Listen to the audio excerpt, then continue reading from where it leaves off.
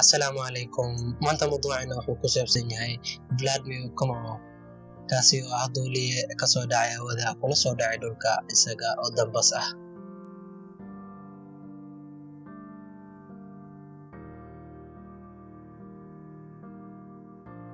Haddaba aan guda galno nolosha Vladimir Komarov.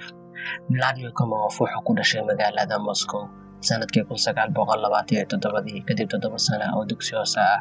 Markii uu jiray 15 sano, Vladimir waxaa la aqbalay shahaado sharaf iskuulka ciidamada cirka ee gaarka ah ee ugu horreeyay. Kadibna wuxuu ku sii socday waxbarashadiisa duuliyaha hawada. Vladimir wuxuu soo baxay sanadkii 1994 wuxuuna u shaqeeyay duuliyaha dagaalka.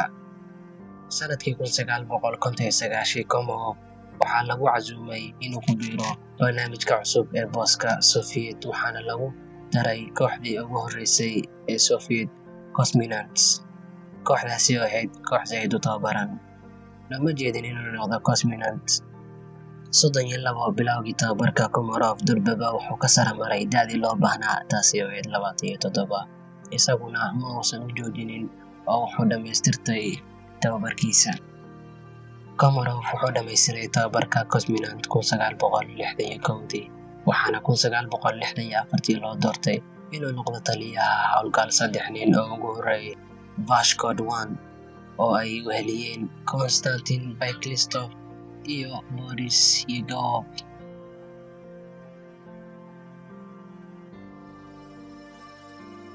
Duulimaadka hawada ee 24 saac ayaa si wanaagsan u socday. Komarov wuxuu helay abaalmarino badan oo gobolka ah iyo dalacsiin.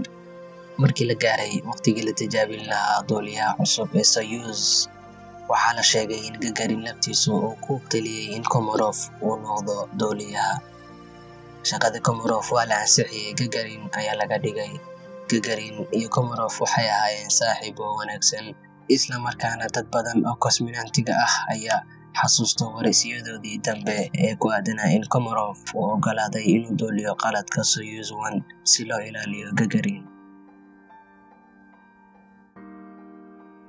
Haddii Komarov uu ka noqon lahaa, Gagarin uu qaadan lahaa. Laakiin taariikhyahanno badan ayaa tilmaamaya in Gagarin uu kayd u ahaa oo keliya warqad. Wuxuu ahaa kii ugu horreeyay geesi qaran, weligiisna looma oggolaan doonin inuu duulimaad kale ku duulo.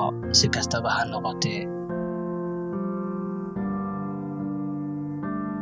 24 bishii Abriil 1967, Vladimir Komarov oo loo yaqaanay Soviet Cosmonaut ayaa la dilay markii ku-xigeenkiisa uu ku guuldareystay inuu howlgeliyo inta uu kusoo degayay diyaaradda.